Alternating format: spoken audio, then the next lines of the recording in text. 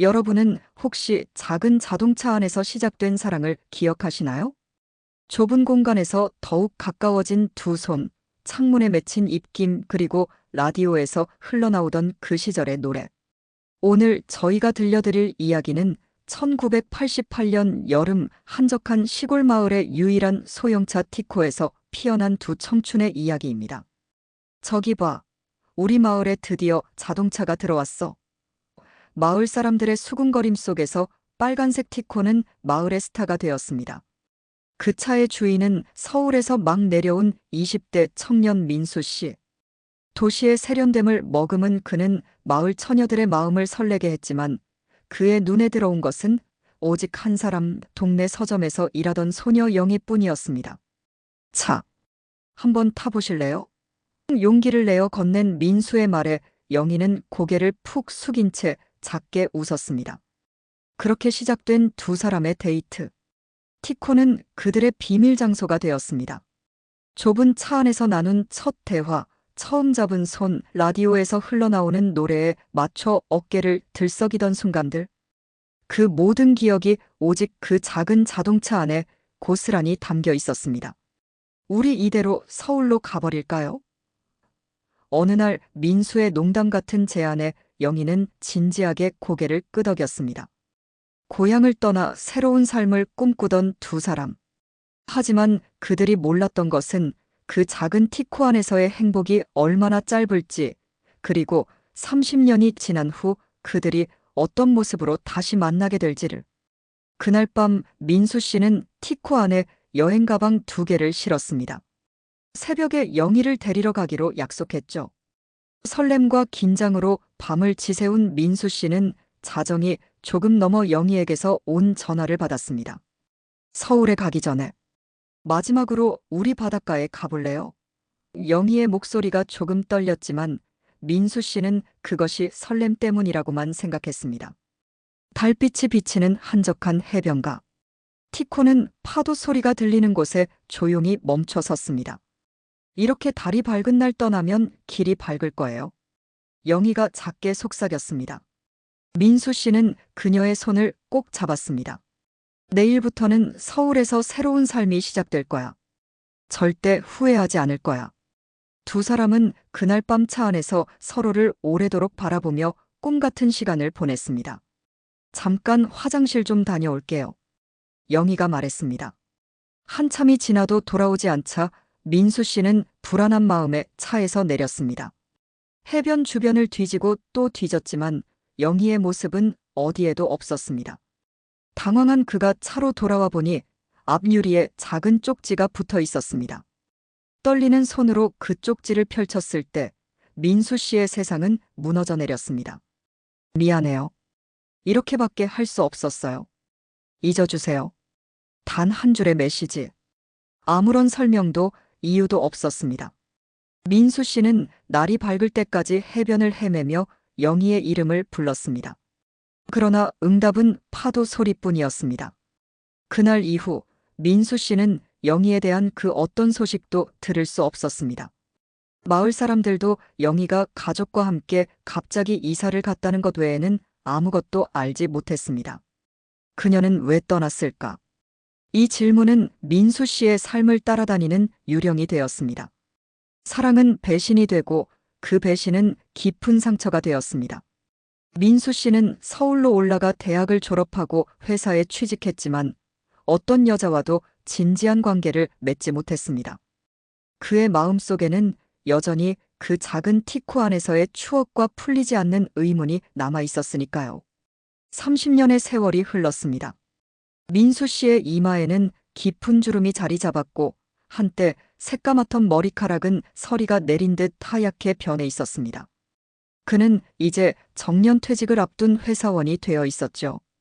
김 부장님, 퇴직하시면 뭐 하실 거예요? 동료들의 질문에 그는 항상 같은 대답을 했습니다. 고향으로 돌아갈 생각이에요. 하지만 그가 돌아간 고향은 예전의 모습이 아니었습니다. 낡은 서점은 편의점으로 바뀌었고 해변가에는 대형 리조트가 들어서 있었습니다. 그리고 그가 품었던 기억 속 빨간 티코는 이제 박물관에서나 볼 수 있는 추억의 자동차가 되어 있었죠. 민수 씨는 마을에 새로 지어진 요양병원에 청소부로 취직했습니다. 왜 하필 요양병원이었을까요? 그것은 민수 씨도 설명할 수 없는 이상한 끌림 같은 것이었습니다. 307호 환자분 특별관리 부탁드립니다. 치매가 심하셔서 수간호사의 말에 민수 씨는 고개를 끄덕였습니다. 그날 밤 민수 씨가 307호 병실 문을 열었을 때 그의 손에서 빗자루가 바닥에 떨어졌습니다. 창가에 앉아 있는 여인. 여전히 아름다웠지만 세월의 흔적이 깊이 새겨진 그 얼굴은 바로 영이었습니다. 심장이 터질 듯 뛰는 것을 느끼며 민수 씨는 천천히 병실로 들어섰습니다. 영희 씨? 그의 목소리는 떨렸습니다. 하지만 창가의 여인은 고개를 돌려 그를 무표정하게 바라볼 뿐이었습니다. 죄송합니다만 청소하러 왔습니다. 그녀의 눈에는 그 어떤 인식도 없었습니다.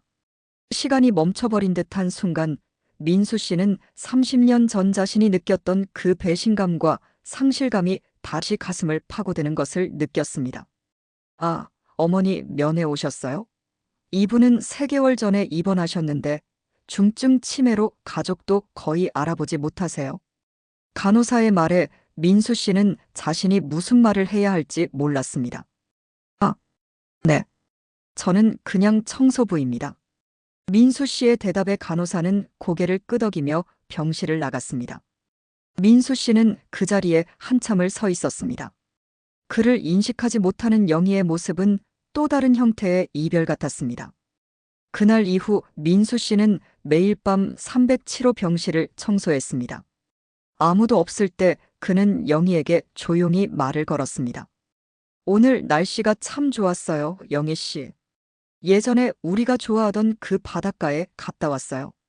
하지만 영희는 대부분 창밖만 바라볼 뿐 그의 말에 반응하지 않았습니다. 민수 씨는 자신이 왜 이런 행동을 하는지 스스로도 이해할 수 없었습니다. 배신감, 원망, 그리고 또 다른 감정이 뒤섞여 있었습니다. 저 환자분 유일하게 반응하는 게 있어요. 어느 날 간호사가 민수 씨에게 말했습니다. 자동차 이야기요. 특히 빨간 소형차 이야기만 나오면 갑자기 울음을 터뜨리거나 웃기도 해요. 가족들이 알려준 건데 젊었을 때 소중한 추억이 있었대요. 민수 씨의 심장이 빠르게 뛰기 시작했습니다. 그날 밤 그는 오래된 서랍에서 보물처럼 간직해온 작은 티코 모형차를 꺼냈습니다. 이거 기억나세요? 다음 날 밤 민수 씨는 조용히 영희의 병실에 들어가 빨간 티코 모형차를 그녀에게 보여주었습니다. 그 순간 영희의 눈에 변화가 일어났습니다. 텅 빈 듯했던 그녀의 눈동자에 무언가 반짝이는 것이 보였습니다. 그녀는 떨리는 손을 뻗어 모형차를 만졌습니다. 그 사람, 나 아직도 기다리고 있어요. 영희의 입에서 나온 첫 마디에 민수 씨는 온몸이 얼어붙는 느낌이었습니다. 누구를요? 누굴 기다리고 계신 거예요? 민수 씨의 목소리가 떨렸습니다. 영희는 갑자기 눈물을 흘리기 시작했습니다. 내가 잘못했어요. 그 사람한테 말도 못하고. 영희의 말은 끊어졌고 그녀는 다시 멍한 표정으로 돌아갔습니다. 민수 씨는 혼란스러웠습니다. 그녀가 말한 그 사람은 자신일까요? 아니면 또 다른 누군가일까요? 그리고 무엇을 후회하고 있는 걸까요? 그날 이후 민수 씨는 영희의 과거를 조사하기 시작했습니다. 병원 기록을 살펴보니 영희는 3개월 전 서울에서 이곳으로 이송되었습니다. 보호자란에는 장미경이라는 이름이 적혀 있었고 관계는 딸이라고 되어 있었습니다. 딸이라고요? 민수 씨는 충격을 받았습니다.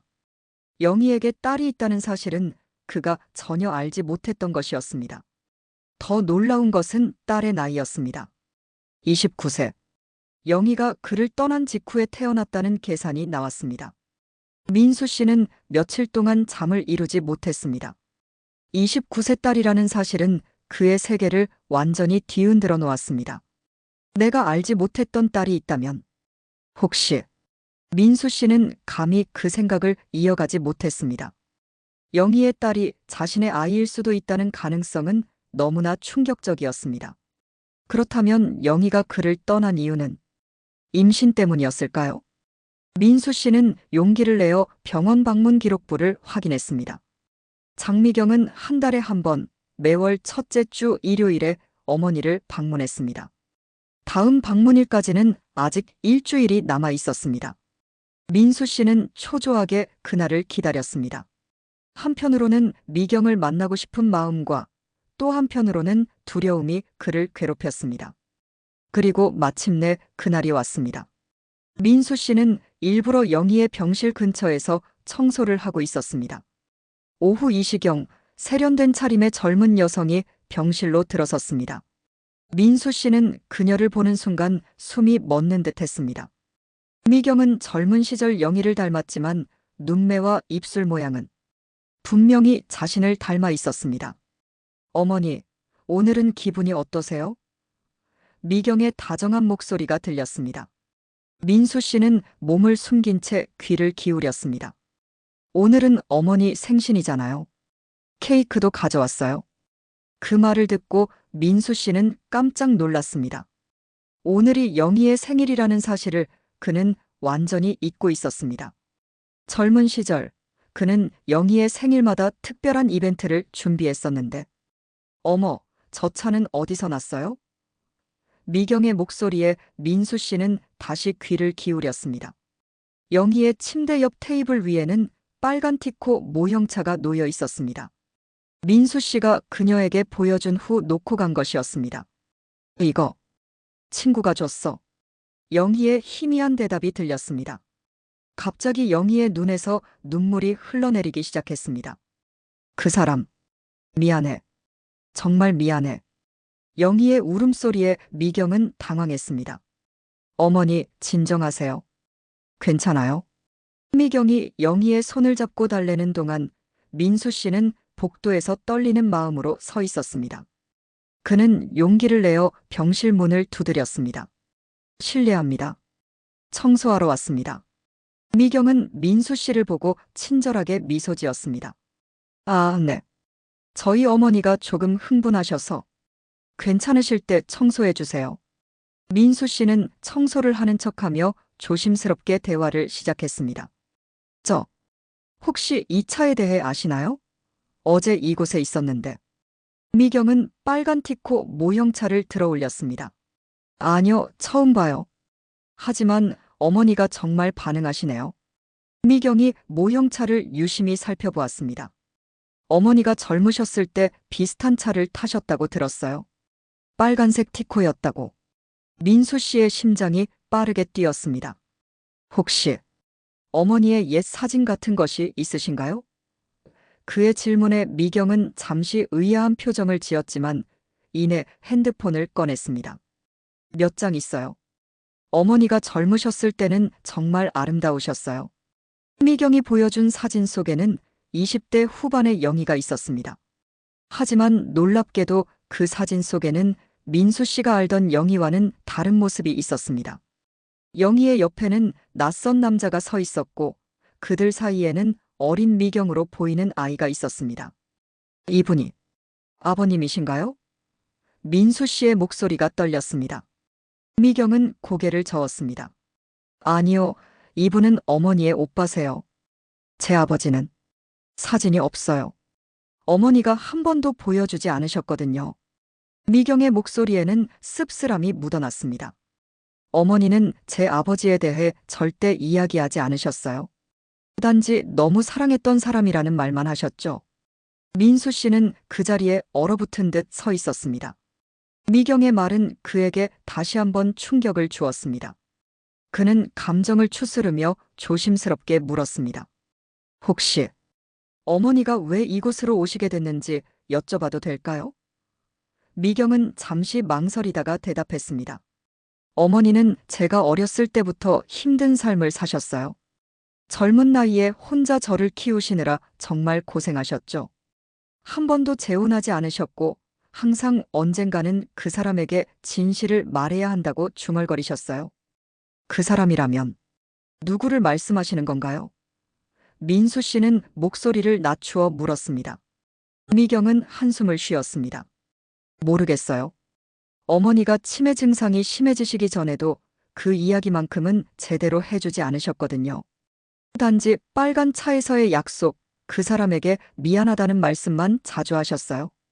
민수 씨의 눈에 눈물이 고였습니다. 그는 급히 고개를 돌려 미경이 보지 못하게 했습니다. 저기, 혹시 그 모형차를 제가 잠시 볼 수 있을까요? 미경은 의아해하면서도 티코 모형차를 민수 씨에게 건넸습니다.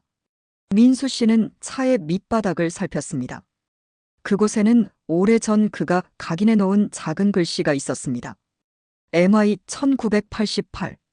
민수와 영희, 그리고 그들의 만남이 시작된 해를 의미하는 글씨였습니다. 아저씨, 괜찮으세요? 미경의 목소리에 민수 씨는 정신을 차렸습니다. 그의 손이 떨리고 있었습니다. 네, 괜찮습니다. 그냥 이런 옛날 차를 보니 추억이 떠올라서요. 민수 씨는 티코 모형차를 돌려주며 용기를 내어 말했습니다. 혹시 내일 시간 되시면 잠깐 얘기 좀 나눌 수 있을까요? 제가 어쩌면 어머님에 대해 알고 있는 게 있을지도 모릅니다. 미경의 눈이 커졌습니다. 정말요? 어떻게? 민수 씨는 미소 지었습니다. 내일 병원 카페에서 만나면 말씀드리겠습니다. 지금은 다른 병실도 청소해야 해서. 미경은 잠시 고민하다가 고개를 끄덕였습니다. 알겠습니다. 내일 오전 11시에 카페에서 뵐게요. 민수 씨는 가벼운 목례를 하고 병실을 나왔습니다. 복도에 서서 그는 깊은 숨을 내쉬었습니다. 30년 만에 드디어 진실을 알게 될지도 모른다는 생각에 그의 심장은 마구 뛰었습니다. 그날 밤 민수 씨는 자신의 작은 원룸에 앉아 오래된 상자를 꺼냈습니다. 그 안에는 영희와의 추억이 담긴 물건들이 고이 접혀 있었습니다. 오래된 편지들, 사진 몇 장, 그리고 영희가 사라진 날 밤 해변에서 발견한 쪽지. 미안해요. 이렇게밖에 할 수 없었어요. 30년 동안 그는 이 쪽지를 수없이 읽었고 그때마다 가슴이 아팠습니다. 하지만 이제는 다른 감정이 느껴졌습니다. 분노와 배신감보다는 궁금증과 안타까움이 그를 채웠습니다. 다음 날 오전 민수 씨는 평소보다 일찍 일어나 단정하게 차림을 갖추었습니다. 병원 카페에 도착한 그는 구석자리에 앉아 초조하게 시계를 바라보았습니다. 11시 정각 미경이 카페에 들어왔습니다. 그녀는 민수 씨를 발견하고 걸어왔습니다. 안녕하세요, 어제 말씀하신. 민수 씨는 미소를 지으며 자리에 앉으라고 손짓했습니다. 사실 제가 당신 어머니를 알고 있습니다.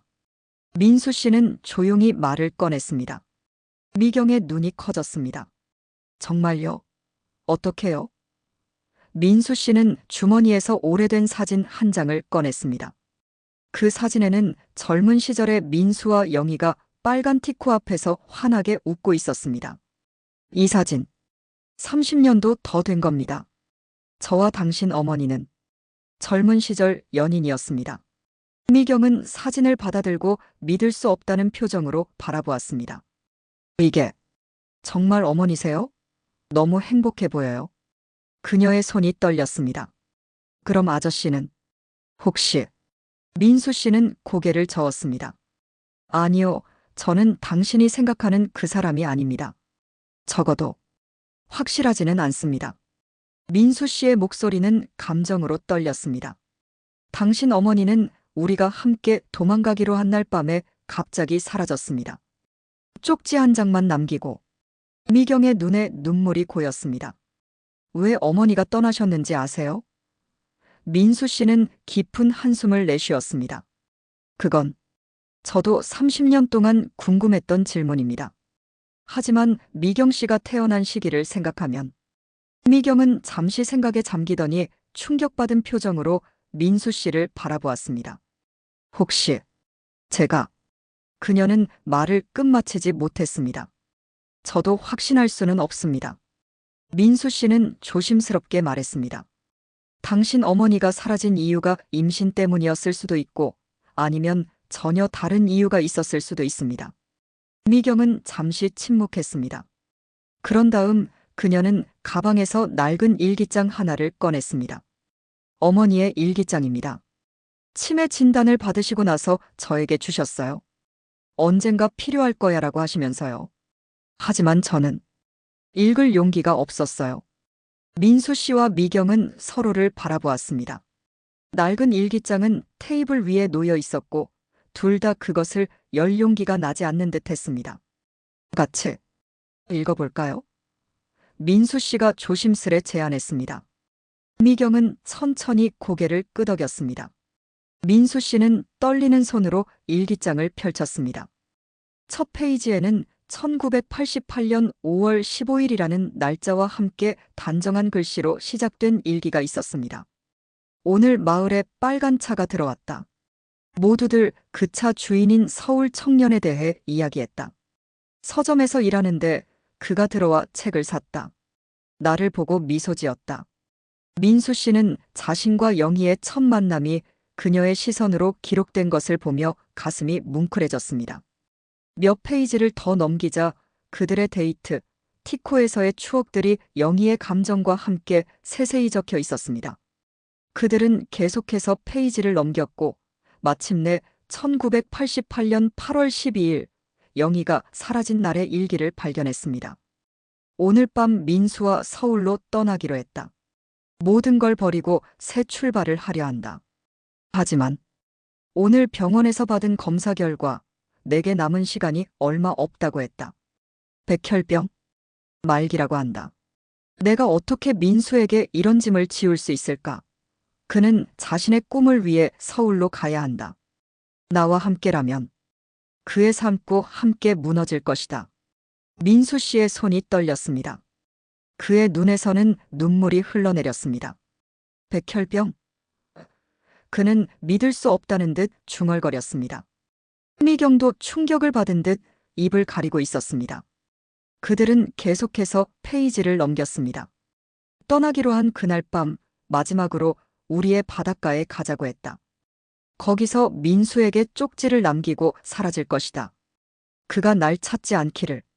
그가 나를 미워하더라도 그래야만 그는 자유롭게 자신의 꿈을 좇을 수 있을 것이다.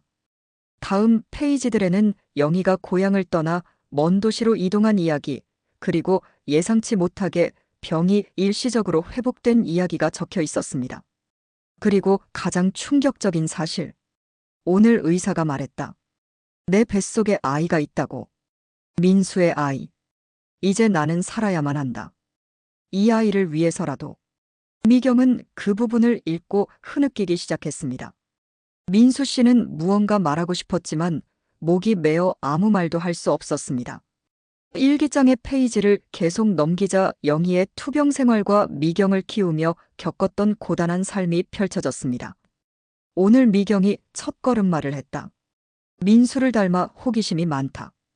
그에게 이 모습을 보여주지 못해 미안하다.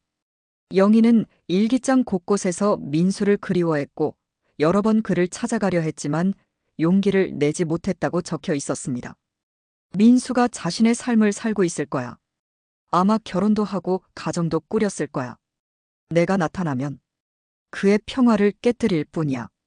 그리고 일기장의 마지막 페이지에는 1년 전 영희가 치매 진단을 받은 후 쓴 글이 떨리는 필체로 적혀 있었습니다. 기억이 사라지기 전에 미경에게 이 일기장을 주어야 한다. 그리고 마지막 소원. 민수를 한 번만 더 만나고 싶다. 용서를 구하고 싶다. 하지만 그를 어떻게 찾을 수 있을까? 내 기억이 완전히 사라지기 전에. 이 마지막 문장은 페이지 끝에서 흐릿하게 끝나 있었습니다. 민수 씨와 미경은 한참 동안 말없이 앉아 있었습니다. 카페의 소음이 마치 멀리서 들리는 것 같았습니다. 미경이 먼저 입을 열었습니다. 어머니는 아버님을 너무 사랑하셨군요. 그래서 떠나신 거예요. 그녀의 눈에는 복잡한 감정이 어려 있었습니다. 30년 동안 저를 혼자 키우시면서도 항상 아버님을 생각하셨어요. 민수 씨는 손수건으로 눈물을 닦았습니다. 저는 그녀를 미워했습니다. 이해할 수 없는 배신이라고 생각했죠.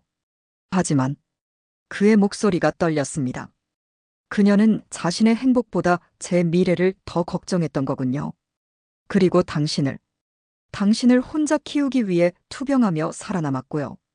민수 씨는 믿기지 않는다는 듯 고개를 저었습니다. 영희는 정말 강한 사람이었습니다. 두 사람은 다시 서로를 바라보았습니다. 미경의 눈에서 눈물이 흘러내렸습니다. 그럼 아버님이신가요? 민수 씨는 천천히 고개를 끄덕였습니다. 네, 이제는 확실합니다. 그 순간 무언가가 그들 사이에서 변화했습니다. 30년의 세월, 오해와 그리움, 상실과 아픔이 한순간에 녹아내리는 듯 했습니다. 미경은 조심스럽게 손을 뻗어 민수의 손을 잡았습니다. 어머니에게 함께 가볼까요? 민수 씨와 미경은 병원 복도를 천천히 걸었습니다. 둘 다 무슨 말을 해야 할지 모르는 듯 했지만 이상하게도 불편하지는 않았습니다. 마치 오랫동안 서로를 알고 있었던 것처럼 자연스러운 침묵이었습니다. 제가 어릴 때부터 아버지에 대한 이야기를 듣고 싶었어요. 미경이 조용히 말했습니다. 어머니는 항상 내 아버지는 세상에서 가장 따뜻한 사람이라고만 하셨거든요. 민수 씨는 쓴웃음을 지었습니다. 그랬나요? 사실 당신 어머니가 사라진 후 저는 그다지 따뜻한 사람이 아니었습니다. 오히려 차갑고 다친 사람이 되었죠. 그는 잠시 걸음을 멈추고 미경을 바라보았습니다. 하지만 당신을 보니 30년 동안 잃어버렸던 시간이 아깝다는 생각이 듭니다. 당신이 자라는 모습을 볼 수 있었다면. 미경의 눈에 눈물이 고였습니다. 저도 항상 아버지를 찾고 싶었어요. 어머니는 절대 말씀하지 않으셨지만 어머니가 무엇인가를 숨기고 계시다는 것을 항상 느꼈거든요. 그녀는 잠시 망설이다가 말을 이었습니다. 어머니는 백혈병이 재발했다 호전되기를 여러 번 반복하셨어요. 그리고 2년 전 치매 증상이 나타나기 시작했죠. 그게 어머니가 이곳으로 오신 이유예요. 서울에서는 더 이상 혼자 지내기 어려워서 그들은 마침내 307호 병실 앞에 도착했습니다. 문 앞에서 민수 씨는 잠시 망설였습니다. 30년 만에 영희를 다시 만나는 것, 그것도 이런 상황에서 그의 심장은 마구 뛰었습니다. 미경이 그의 손을 꼭 잡아주었습니다. 괜찮아요? 아버지. 그녀가 처음으로 그를 아버지라고 부르자 민수 씨의 눈에 눈물이 고였습니다. 병실 문이 열리고 그들은 함께 들어갔습니다. 영희는 여전히 창가에 앉아 밖을 바라보고 있었습니다. 미경이 먼저 다가갔습니다. 어머니, 오늘은 특별한 손님이 오셨어요. 영희는 천천히 고개를 돌렸지만 그녀의 눈에는 여전히 혼란스러운 빛이 있었습니다. 민수 씨는 천천히 영희 앞으로 걸어갔습니다. 그의 손에는 빨간 티코 모형차가 들려 있었습니다. 영애 씨.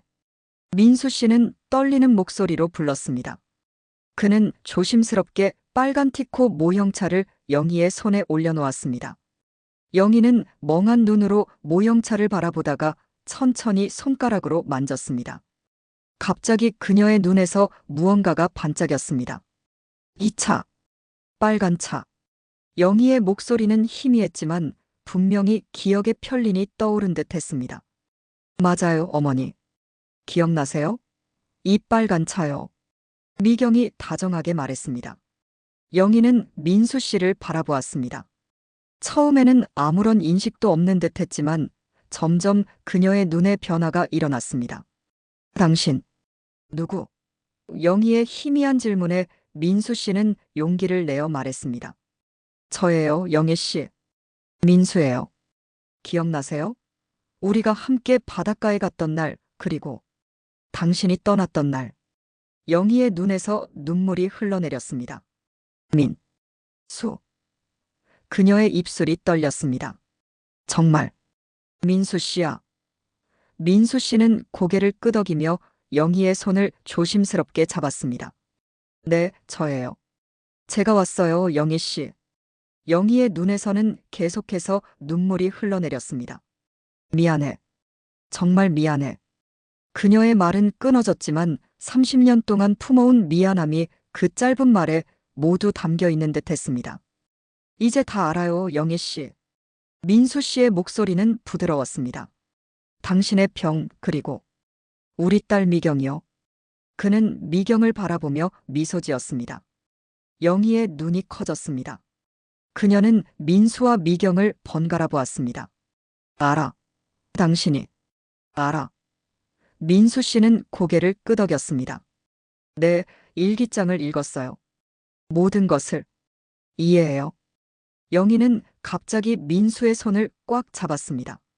치매로 인한 혼란 속에서도 이 순간만큼은 선명한 기억이 그녀에게 돌아온 듯 했습니다. 기다렸어. 너무 오래.